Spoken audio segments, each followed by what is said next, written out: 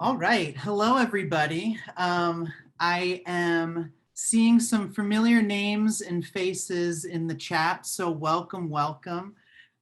This is a second session or webinar in a three-piece series in collaboration with ILA and Wizards of the Coast. And today's talk is called Leveling Up Reluctant Readers with Dungeons and Dragons. So welcome. My name is Alex Corbett. I was formerly a 7th grade English language arts teacher for 7th grade in the Bronx, New York City.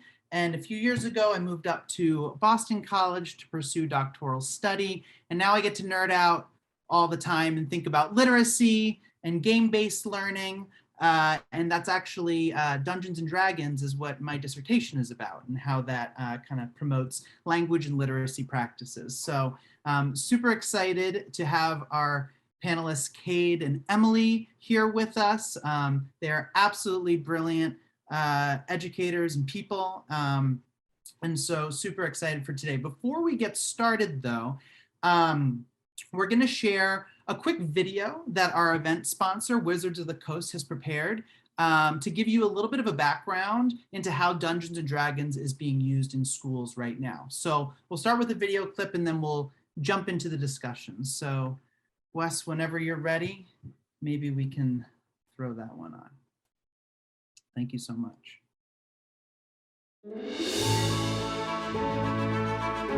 Hello. My name is Zach Clay. I'm a professional dungeon master, and I help run an after-school D&D club. Dungeons & Dragons is a tabletop role-playing game created back in the 70s that's really become the grandfather of a lot of modern role-playing games and video games.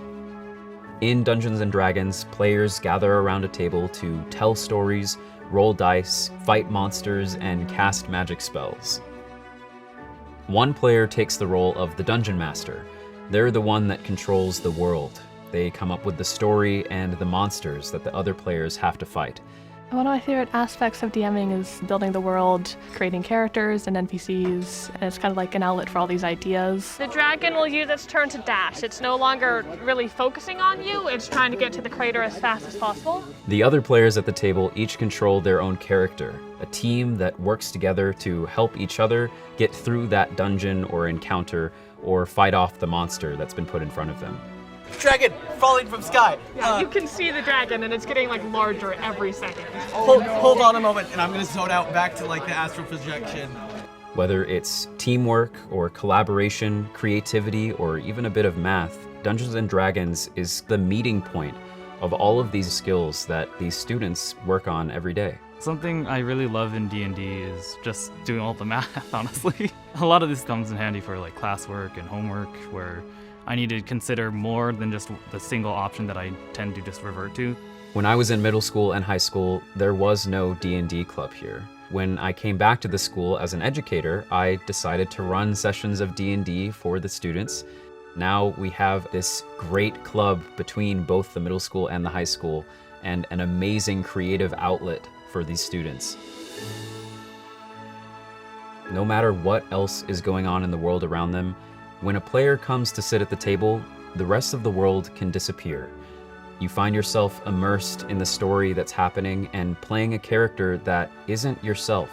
You can take on a funny voice or become the hero in the story, and perhaps that's some of the best collaboration and creativity that they get to express even just in the short time that they sit at the table. You heal 11 hit points. I got into D&D. It's actually because of her, actually. Just showed me some books, got me introduced to the characters, and from there I just kept on playing. Once a person realizes that the main part of D&D is just sitting around a table with your friends, rolling dice and telling stories, it's pretty easy to get into.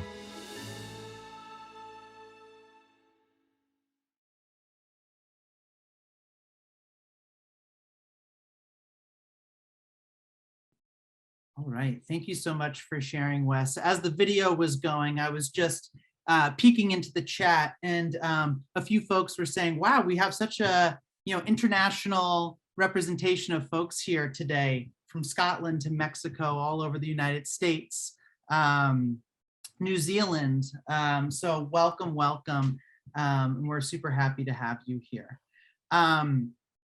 So before we get into our conversation this evening, we just have a few housekeeping notes. As you can see, the chat is enabled, so feel free to share your reflections and thoughts throughout. In fact, in the last 10 minutes, we'll have some time for Q&A.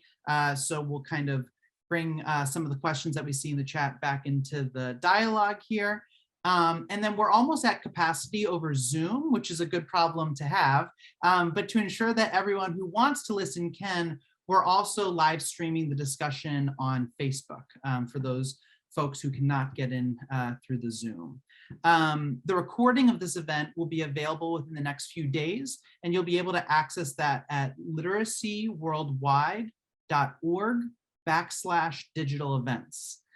Lastly, if you're tweeting along, please remember to tag ILA at ILA Today and use the hashtag ILA Webinar. So I'm excited to introduce you to my two other better halves, Cade Wells and Emily Rayner.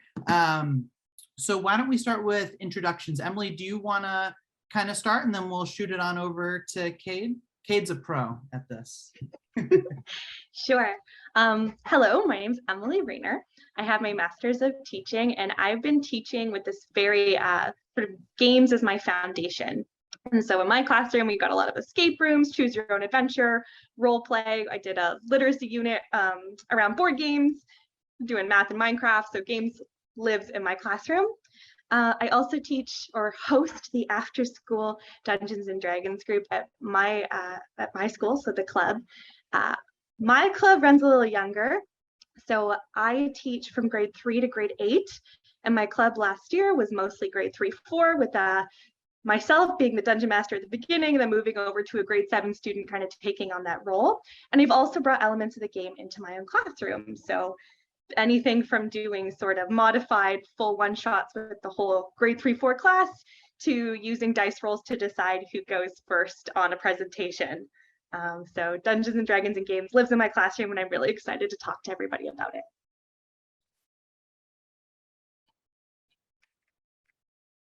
My turn? Me turn?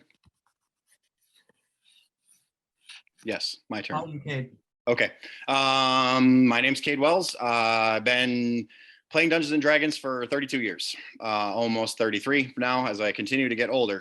I've been teaching for 10 years. 7 of that was in Title I environment. When I was getting my second degree in education, when I realized the benefits of Dungeons and Dragons, of which I've been playing my whole life. And it was during that time in school to become a teacher where I realized that I knew all the pedagogy stuff already somehow, and I couldn't figure out how I would actually know any of that. And then I was prepping for a campaign day, to play with my friends. And that's when it kind of struck me that all the stuff that I was being groomed to know about education, I actually learned by playing Dungeons and Dragons, all the engagement and, the scaffolding and differentiation and all that stuff. It's already pre-built into this game by the nature of the game itself, unknown to the creators at the time that it was created. Of course, it was just meant to be an open system. But what we find in life is that the open system, emulates the game, and the game emulates a life. So anyway, I taught in Houston for 7 years, where I saw D&D do amazing things for kids who really, really needed something, especially the ability to grab onto reading for any reason, because they never could find a reason to want to read. Literacy is very minimized in a lot of their families, et cetera. And so once I started introducing Dungeons and Dragons to small populations with the intent on reading intervention specifically, the statistics were incredible. So then my wife and I moved home to South Dakota to be closer to family and then start our own. And I went even deeper into using D&D in the classroom with a completely different demographic, and found that the successes were almost identical. So even though reading scores started higher, the growth that came from those reading scores was exponential. And I mean, truly, honestly, doubling in growth every time these kids took a test. And so it worked in the the poorest population. It works in the most affluent population. This has been, I guess I would consider this to be basically my life's work. I didn't know that it was ever going to be, but using Dungeons and Dragons in a classroom and teaching kids how to play it has been one of the greatest gifts that I've been able to get and provide. And that's a real quick hit there.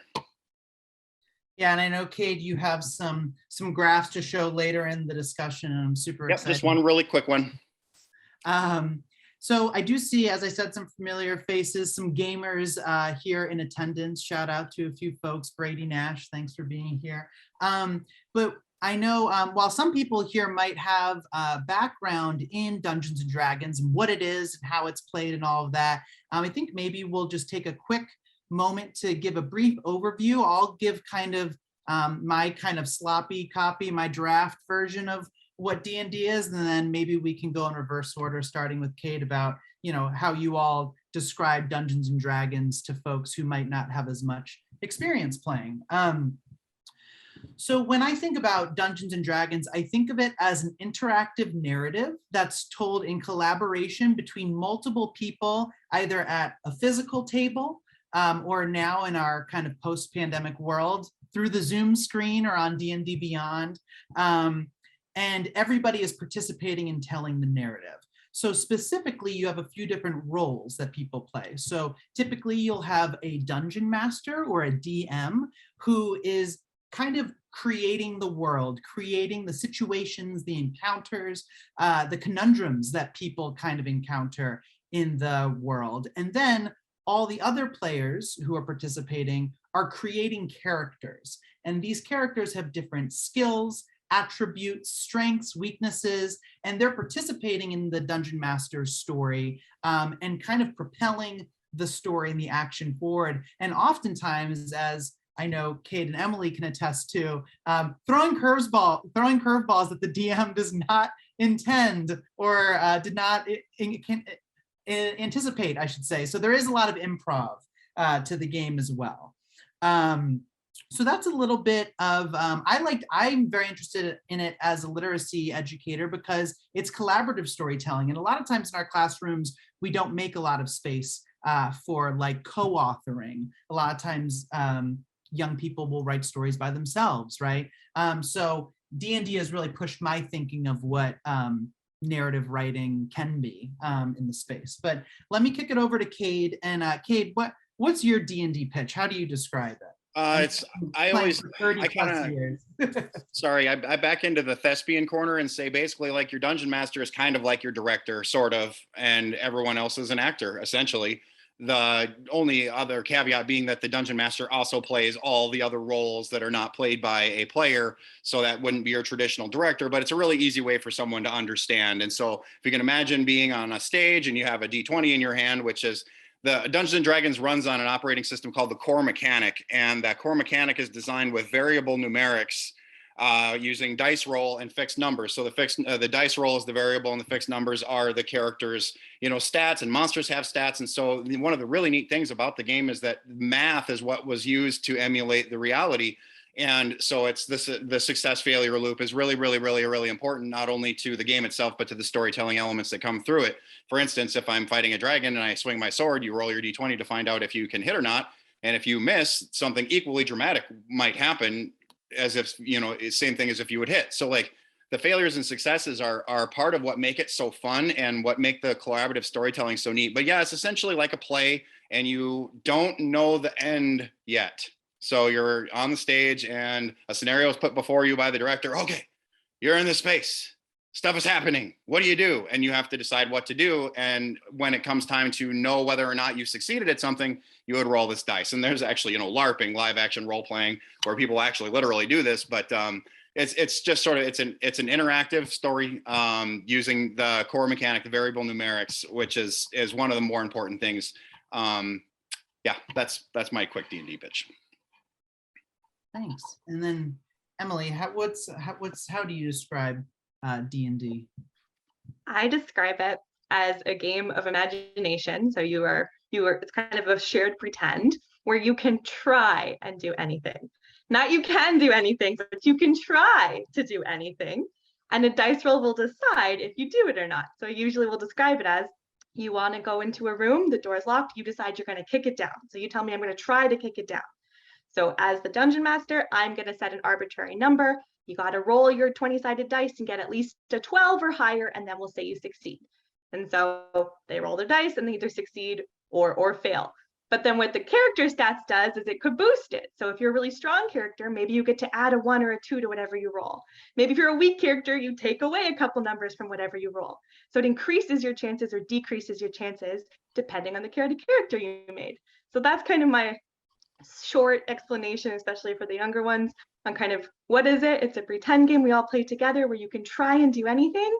And when you want to try something, you're going to roll a dice and I'll let you know if it happens or not. And then together we kind of decide where that goes. And it's fun when things go wrong, when 4 people all roll a 1 in a row and you think this is statistically impossible. That can make for a really fun session. And Emily, I love how you said you've even brought the Dungeons and Dragons mechanics into your classroom, right? Even if you're not playing D&D, you might roll for something in class, which I think is super clever. So now that we've kind of gone over, what D&D is and roughly kind of how it works, maybe we'll transition over to how D&D kind of supports language and literacy development. And as we get started, I know the session is called kind of leveling up reluctant readers. And I kind of think you'll notice, everyone who's here today, that the panelists kind of wrestle with the idea of reluctance in really interesting and critical ways. I know Wade and Emily, oh, sorry, we have a little bit of feedback in the, right here. I don't know, Wes, if we can mute folks at all. Oh, perfect. Thank you so much. As Kate and Emily, oh, we have one more, sorry. I don't know. Oh, thanks, Victoria. As we think about what it means to be quote unquote a reluctant reader, I hope today we can kind of challenge that notion a little bit and ask ourselves, are kids really reluctant, or do school systems kind of systematically squish and wring out creativity, inquiry, curiosity out of our students? And sometimes Dungeons and Dragons and games maybe more generally show us how kids naturally yearn to dream and explore and express themselves. And to that end, I think you'll notice, everyone who's participating with us today, that the panelists, when we talk about reading, sure, we're talking about reading words on a page, sure. But then I think we also expand the notion of reading more broadly to think about how are kids reading situations, reading each other, and making meaning out of a variety of texts that go beyond just words on the page. So just a little bit of a caveat how we're kind of thinking about all these things in kind of critical and nuanced ways today. But why don't we jump into ways that D&D can kind of support and promote literacy in the classroom.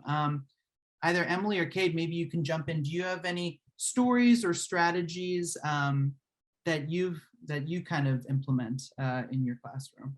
Emily, go ahead. Okay. One thing that really sticks to me out for me is when I first started playing Dungeons and Dragons with this one group of mostly grade 3-4s, they asked me if at lunch they could take out the monster manual. So this is a pretty big book, very small text, pretty high level text. And so this group of kids were asking me if they could take it out at lunch.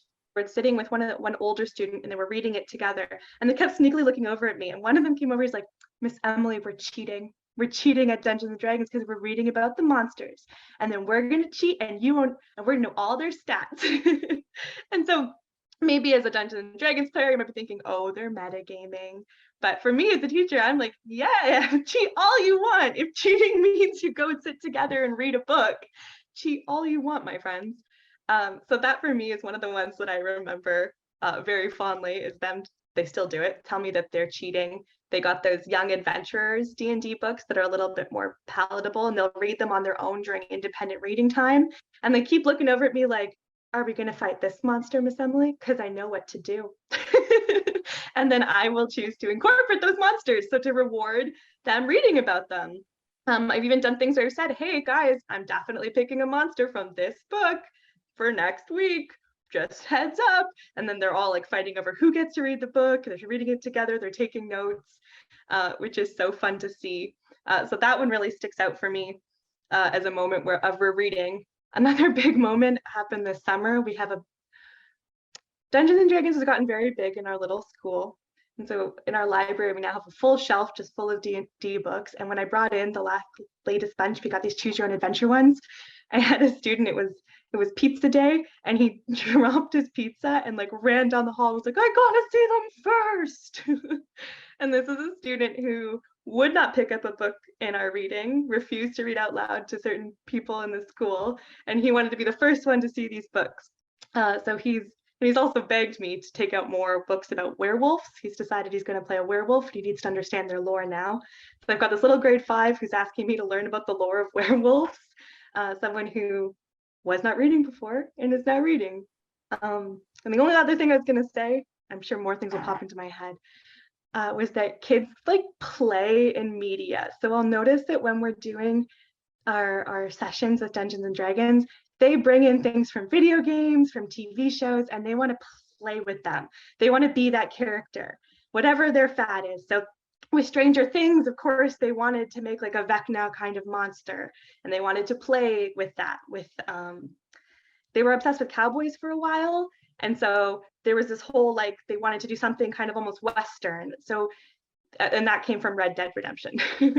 But it's these things that they are playing or seeing or experiencing or even reading about, and they want to kind of play in that media, which I think is so interesting, because so often it's hard to get students to really like put their selves in the place of a character. We always do those kind of write a letter from a character's point of view or write a fake diary entry, and you get students who don't want to do that or don't understand what the character is thinking. But this is like a place where they want to play these things that they see, and I see it a lot that they're bringing in these books that they're reading. Wings of Fire is really big with the younger ones.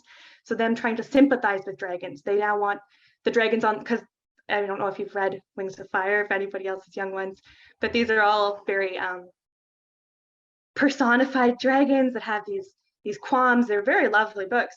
They go into very deep places, but they do not want to hurt dragons. They want them on their side. They want to talk to them. When they learned they could be dragonborn and be part dragon, they were freaking out. They were so excited. They're like, I get to experience being a dragon after reading all these dragon books.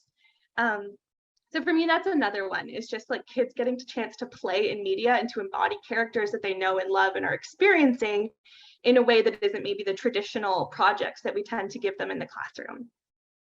I could probably go on and on, but I think I'll just stop there for now. Really good, Em. Excellent. So you're looking for an anecdote, right, Alex? Is that where we're at? Anecdotal evidence, right? And I, whenever it's time to show your let's just go ahead and do that now, because I have so many anecdotes. This is the pudding. This will be the proof in the pudding. So hey, Wes, there it is.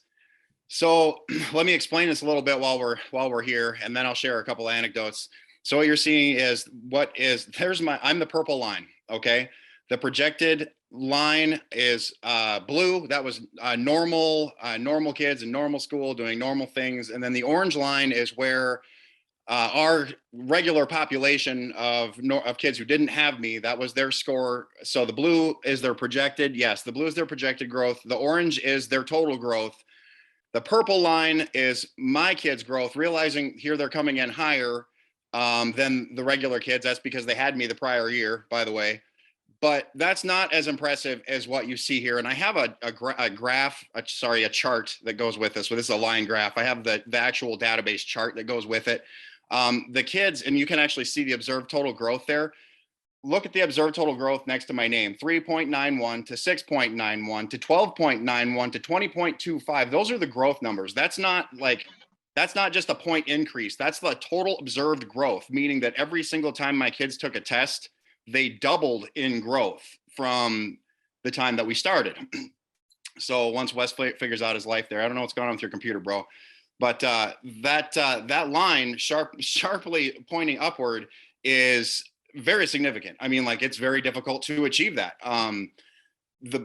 The fact of the matter is there are multiple factors involved. One of which being myself as a teacher and my strategies and style and things like that. However, my strategies and style all came from me playing Dungeons and Dragons for 32 years. So me as an inherent person have been greatly affected by the nuances of the game, so much that they come through in my natural operating processes for engagement in class, right? So when we read a book, we read it together, right? Always. They always have to have an independent reading book. But if something is important enough for me to assign as reading, we are going to do it together so that we can have an adventure, right? And there are a lot of teachers that would disagree with this, whatever, that's fine. If kids just, they don't do their assigned reading. So if my intent as a teacher is for them to actually learn the stuff, I don't want Timmy to not read it. So I'm going to make sure that Timmy reads it, and I can control that by us all reading it together. And I didact a little bit, but my point is that all comes from the adventure-based style of Dungeons and Dragons, the engagement focus of like, well, as a teacher, if I'm bored, I know that they are, right? So why not create a classroom where everything is fun for me, which if it's fun for me, it's going to be fun for them. I know that for sure. So how that data came to be, that data is literally the kids that we tracked them for 3 years. They started in 6th grade with me. They ended in 8th grade. I don't get to see them anymore. It was one of the greatest experiences of my educator life, watching them grow. So, I mean, you could not only just see it in the numbers that you guys just saw, but their personalities and their abilities. Like, you could see the skills, the actual skill growth away from just reading score acquisition. This was a holistic growth of an entire person, and their parents greatly commented on, wow, they used to be like this and now they're like that. And one of them was from my principal, and his child had a bit of a glottal stutter, which would be not but like you kind of pause in the middle of a vowel. And he got so many opportunities to speak and listen in the cycle playing D&D that by the time he left me, he was able to walk into any room and visit with strangers, which would not have been something that he would do.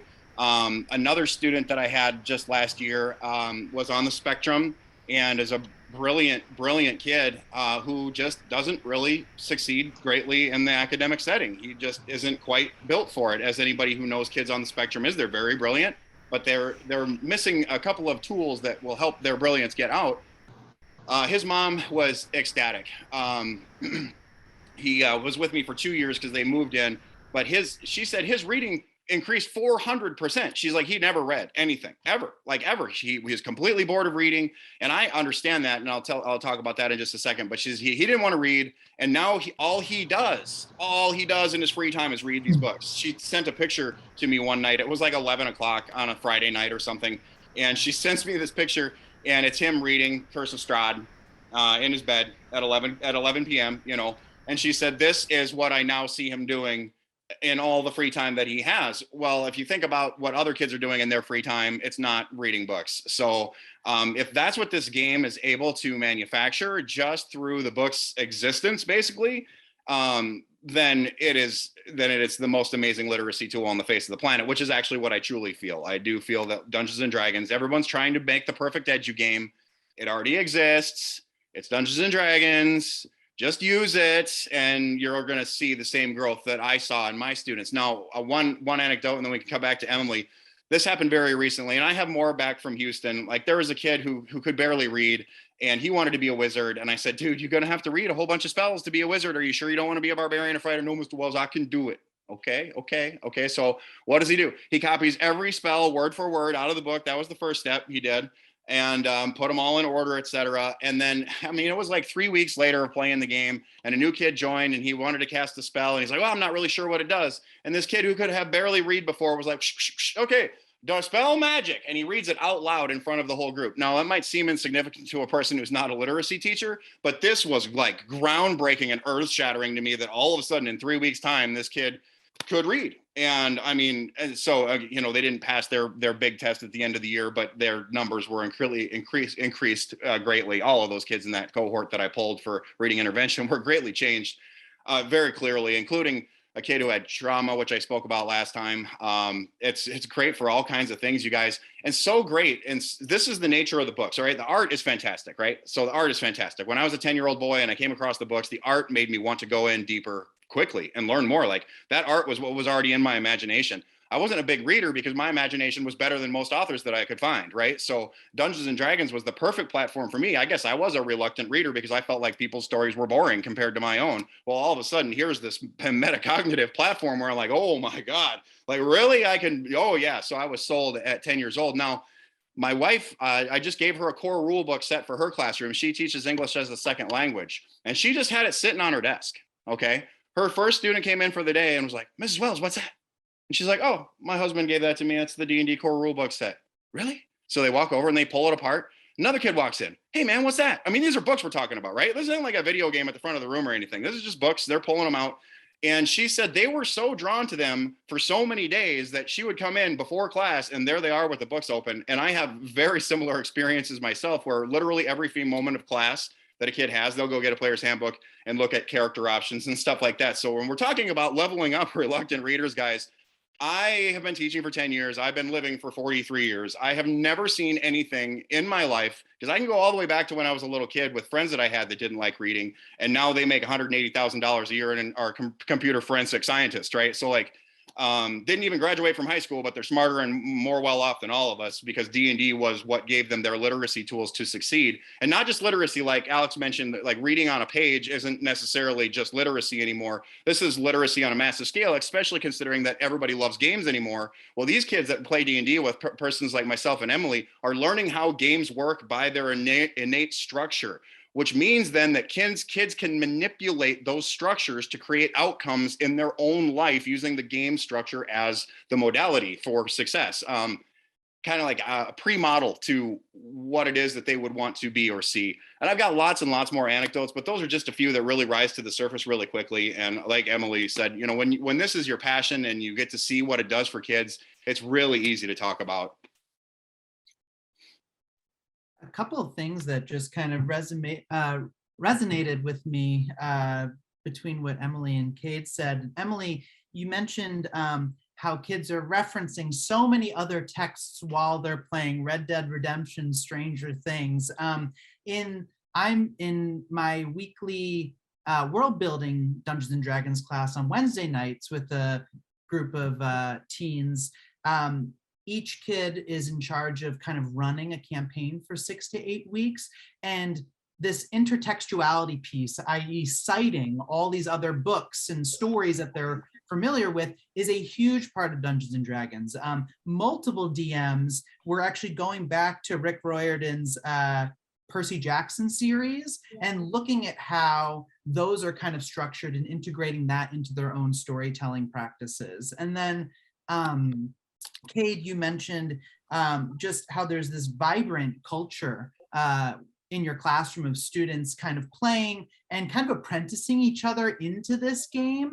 And it makes me think about Peter Drucker's quote that culture eats strategy for breakfast. I think we could just as well say that culture eats pedagogy for breakfast sometimes, right? We're not talking here about, oh, this is like the best like literacy skill to teach, although we could have those conversations too. But when you're playing Dungeons and Dragons or really just engaging in fandoms more broadly, fantasy, science fiction, horror, that kind of comes with a group of kids and communities that are very passionate about these things. And when kids are seeing their friends eating up these texts and kind of living and breathing this stuff, sometimes it's the culture of the classroom that promotes reading and this love for reading as well. I saw a few people in the chat while we were talking about like the player's manual and the monster manual, right? Just for folks who are not familiar, this is a crossover between Magic the Gathering and Dungeons and Dragons, but this is what the manuals kind of look like. As you can see, they are like textbook size. I'm sure Emily and Kate have many different manuals, but in the manuals, they include lore. There you go, Emily. I don't know if anybody has Curse of Strahd out there. There was in the chat, people were talking about Curse of Strahd. But these like textbook size books include a ton of lore about these worlds and the people and creatures that live in it, different ideas for campaigns and encounters and puzzles. And then of course, Kate, you spoke a lot about like the mechanics and like the math that is kind of in the background of the game. There's a lot of different information. Actually, Emily, you were talking about them kind of hacking the game and reading the monster manual, right?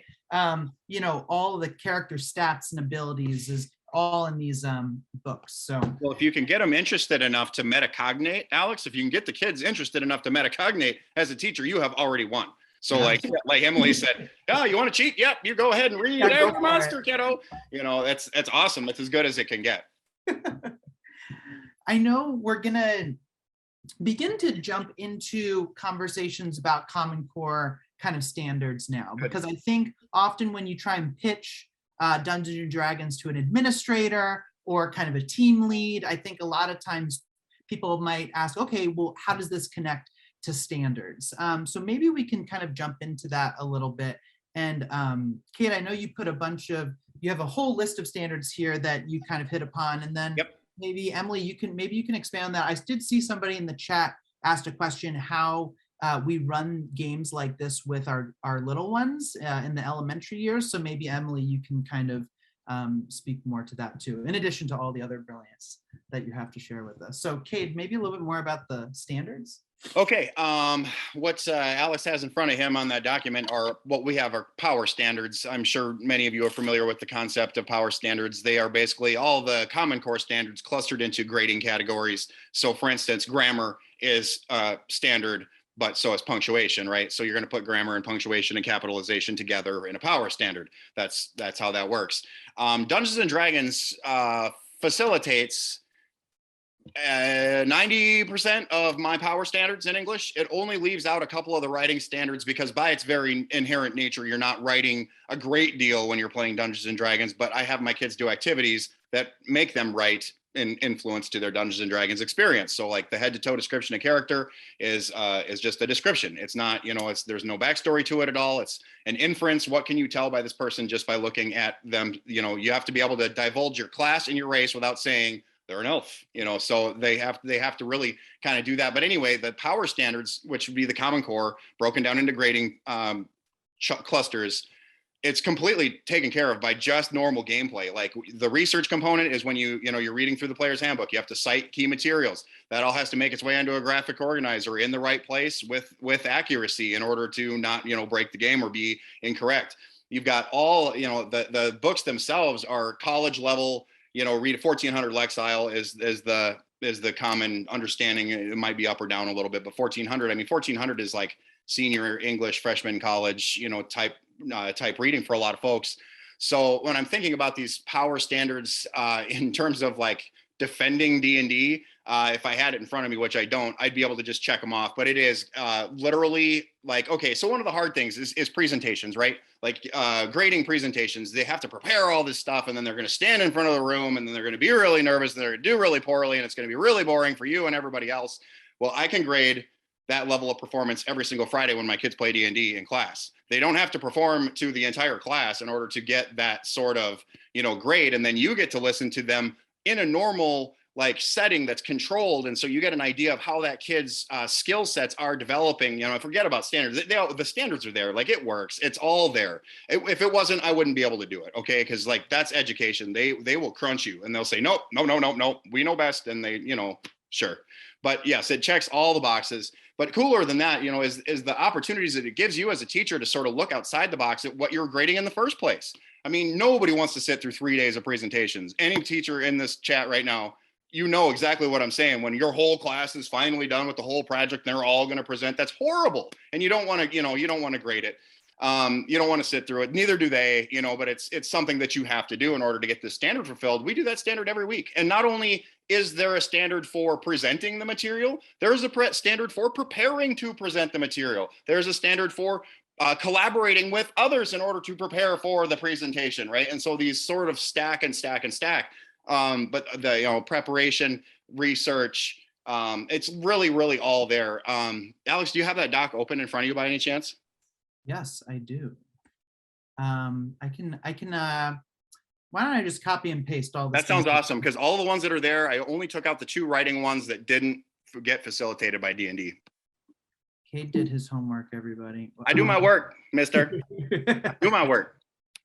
You know what, it's giving me, I need to switch over to another email, but I'll throw those in the chat. And then meanwhile, yeah, Emily, how do you integrate this into your standards? And then what advice do you have for folks who work with our little ones, our kiddos, and how do you kind of make that accessible to them?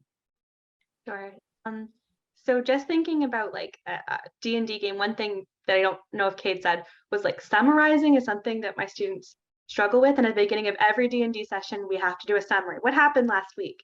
So we are collaboratingly writing a summary. And I have watched I watch kids get so much better at summarizing because they're just picking the important parts. They're putting it in a logical order and working it through together. It's what do we need to know from last time that we want to carry on to this time, or from 3 sessions ago or 4 sessions ago. But something really important happened 4 sessions ago, and we still want to bring that up. So summarizing, which is something that I've I had a student once tell me, what's the point of summarizing? If somebody wanted to read it, couldn't they just take the time and read the whole thing? Like, I've had a lot of struggle teaching summaries, but no problem with it in D&D. So that's something to highlight. When it comes to how I've used it in the classroom, it's kind of shown up in a couple different ways. So one of the ways that we've used it is kind of through choose your own adventure story. So having that kind of exploration. So I even had a friend who's a teacher who created her own like Dungeons and Dragons inspired, never played Dungeons and Dragons, but Dungeons and Dragons inspired choose your own adventure story that she had all of her kids play through in groups of 3. So they all had to kind of role play a choose your own adventure as they went through it. She got people to voice act. It was very cool. But we've done that also in my class where I've had them read choose your own adventures together. They're like D&D choose your own adventures, but we had other choose your own adventures, and then they wrote choose your own adventures. Students never get to write in the second person, in the you walk in, you do this. They loved it. They love having each other do their adventure stories. So that's one way that I've kind of brought some of the D&D elements in to the class, was through choose your own adventure. We've also done, I did like a pirate unit with my grade 3-4s where I came fully dressed up as a pirate, and we took me as a character. We kind of made a character sheet for me, and then we talked through collaborative storytelling, and they got to like roll the dice to see whose idea was the one we were going with. So again, just taking pieces of it into the classroom, this rolling the dice, collaborative storytelling, using description, like a character sheet. If you've looked at them, they talk about bonds and flaws. These are pretty deep things for grade 3s to be thinking about with the characters. So me being like, I'm a pirate. Like, what do you think I care about as a pirate? What do you think are some of my pirate flaws? Or here's some of my stories of my pirating life. What can you pull out from that? So that's kind of some of the ways I've taken being a DM and improv into the classroom.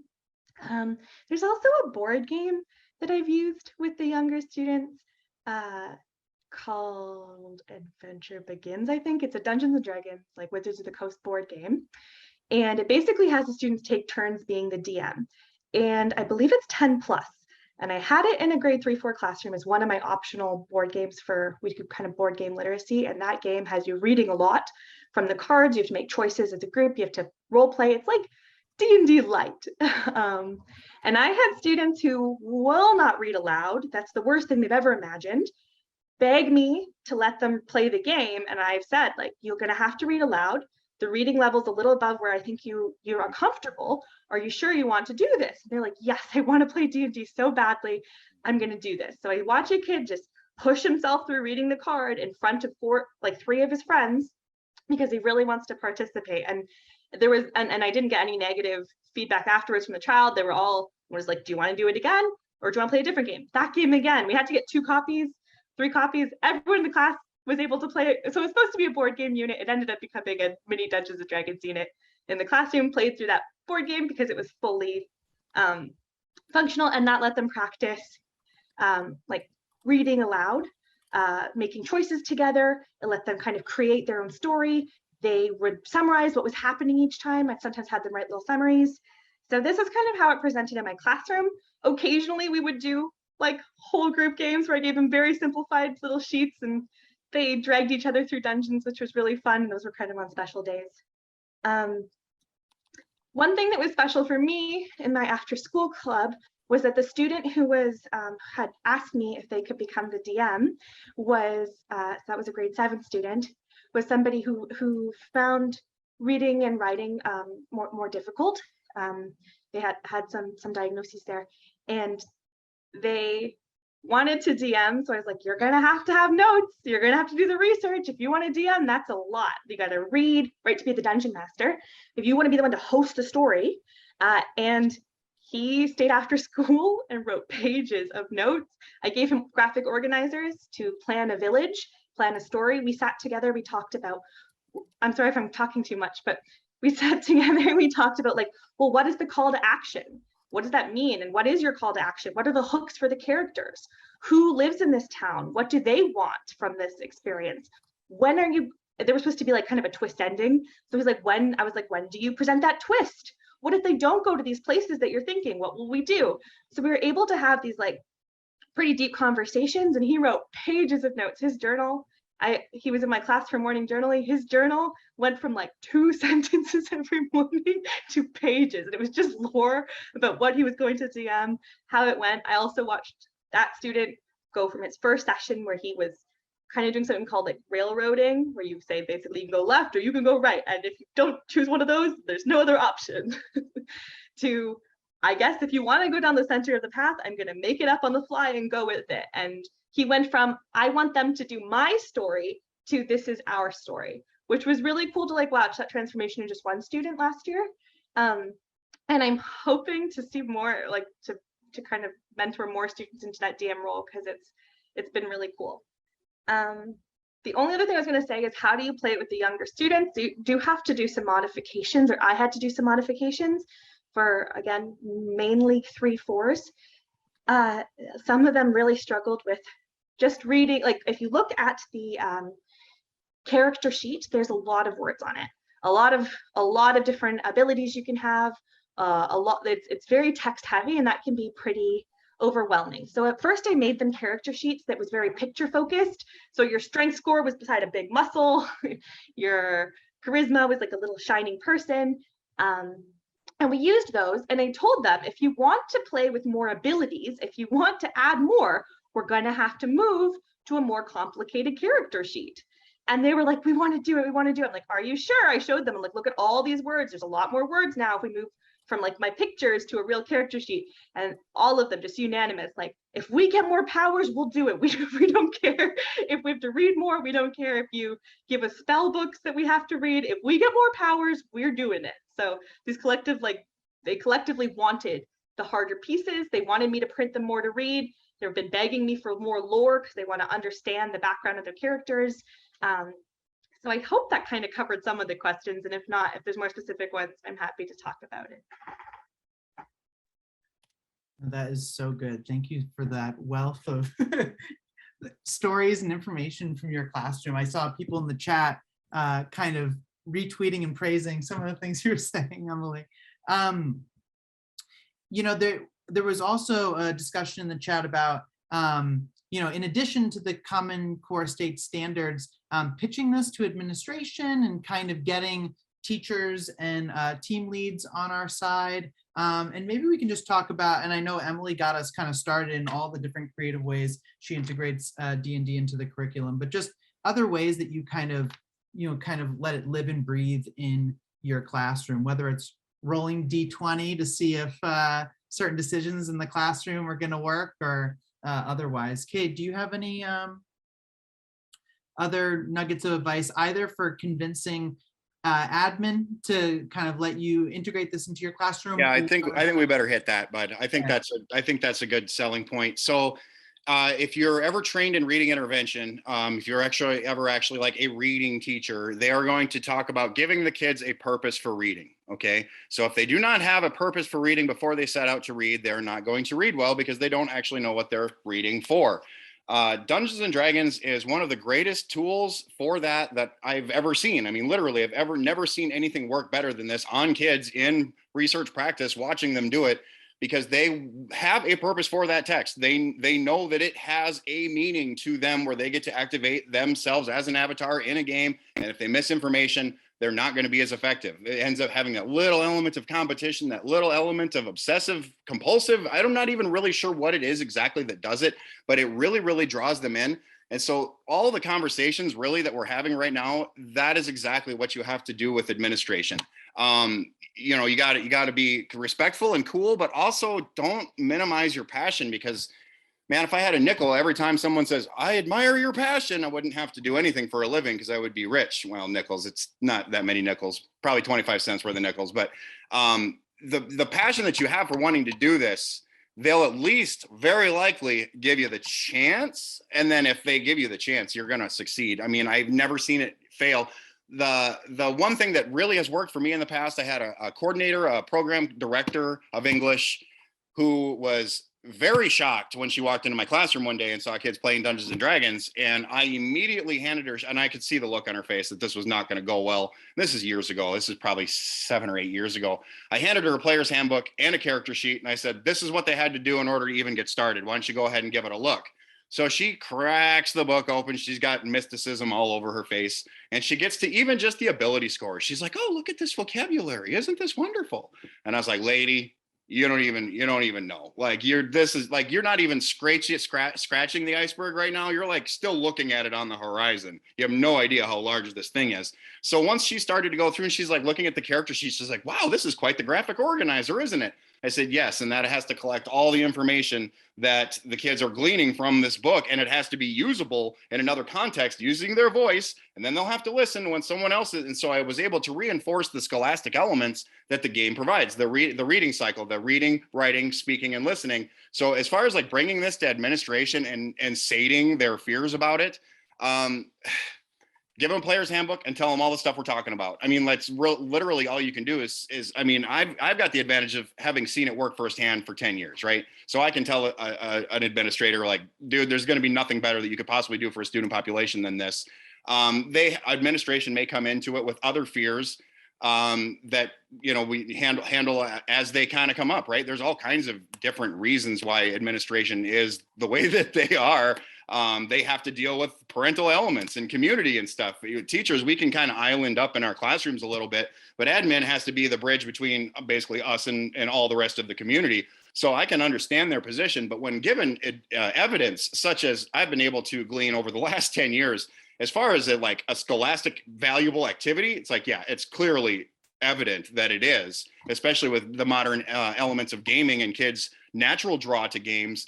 They're automatically drawn to D&D because well, first of all, D&D was the inventor of all the games that they like today. So like when they learn that as a student from their teacher, hey dude, this D&D game is responsible for every game you like. And then they learn how the game systems work. That's another form of literacy, right? And so I would just to tell administration the truth. Like if you prevent this from happening because you're scared, like that's not a good reason. And if you prevent this from happening because you don't know, ignorance is not a good reason either. So hand them a book, right? So you have to be willing to like be passionate and educate. Educate. That's what I've had to do all the time for 10 years. And sometimes it's not pretty. I mean, I'm going to be straight honest, but like, I'm not a kind of person that's just going to have someone say no because I don't understand. And I'll say, well, I'm going to help you understand so that you understand. And, that's good thing, bad thing about me. But clearly I've been able to bring this game to lots and lots of kids, and their reading scores clearly show that this is a thing. Those passionate conversations sometimes are the only way. Show them data. If you ever get a chance to glean any, if anybody lets you do it, if anybody ever lets you do it, glean, take the data, take the measurement when they come in, take the measurement when they go out. Like whatever test it is that you guys do to measure stuff, do that, because that little piece of data could show you a student that hasn't grown for years and years and years, and all of a sudden they meet you and they play D&D and they'll spike. It's literally happened to nearly every student I've ever had. So that's one way to approach administration.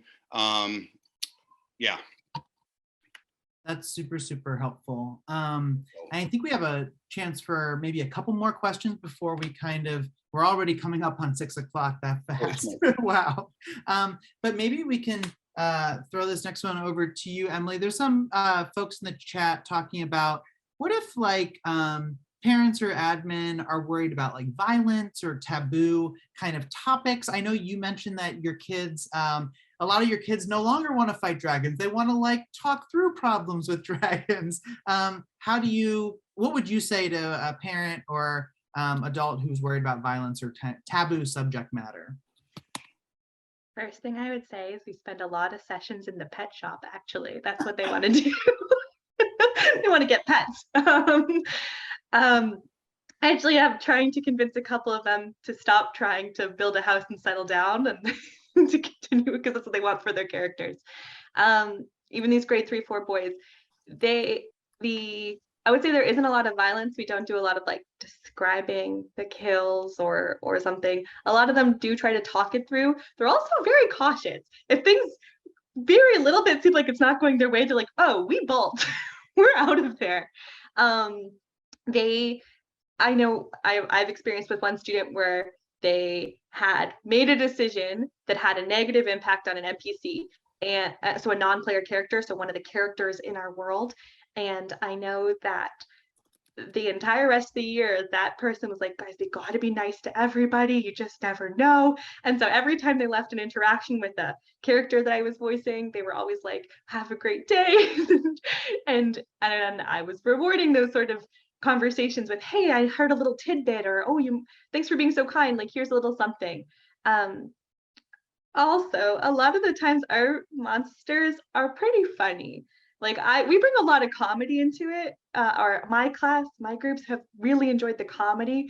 So they would rather like a crying fish man that they have to cheer up, or they find a dopey wizard and they have to give him back his self-confidence because he's feeling like really he's not living up to his brother's standards. So the kids decide they're going to sew underpants to his clothes to make him feel better. I don't know what the reasoning was there, but that's something they decided they were going to try. So they often don't approach it with combat. They're actually usually scared of combat, and they want pets, they want friends, they want funny people. When I ask them kind of like, what do you guys like? A lot of the time they just list every single character that they like, all the like fun things that they did, all the fun places they've been, and much less do they mention like the battles. For the younger guys, I think for them, the excitement is getting to talk to fun characters and just like getting loot and funny problem solving. Finding a giant toothbrush is the funniest thing they've ever heard in their life. We're like, what do we do with a giant toothbrush? I know I'm rambling a little bit here, but what I'm just trying to get at is that we approach it more with comedy, and it especially with the younger guys, it's not so much like just battling. And that's up to you as the DM and up to your kids. Yeah, and I've heard folks who've done campaigns, while Dungeons and Dragons is primarily kind of fantasy based, I know people have taken the mechanics of Dungeons and Dragons and done like kind of climate conservation campaigns and other things that are, to Emily's point, are not completely based on combat, but on other types of problem solving. That being said, we are coming up on 6 o'clock, but I just wanted to shout out everybody in the chat. There's an incredible conversation going on in the chat. People are throwing in links and resources and helping each other problem solve there. So thank you so much just for everybody here being so engaged in the dialogue. And I want to take this opportunity to thank Emily and Cade for being here as well. Just a reminder that the recording of this event will be available within the next few days, and you'll be able to access it at literacyworldwide.org/digital events. And again, to all the presenters and on behalf of ILA, thank you so much for your presentations, Cade and Emily. We learned so much from you. And we'd also like to thank our sponsor for this webinar, Wizards of the Coast. So before everybody goes, please be sure to mark your calendar for the third event in this 3-part series that ILA is hosting in collaboration with Wizards of the Coast. Our next event is going to be called Using Dungeons and Dragons to Scaffold Writing Instruction. And that will be held on October 11th from 5 p.m. to 6 p.m. Eastern Standard Time. And registration for this event is now open and can be accessed visiting literacyworldwide.org/digital events. In addition, you can find a recording of the first event in the series, Building Emotional Literacy Through Dungeons and Dragons, at the same website.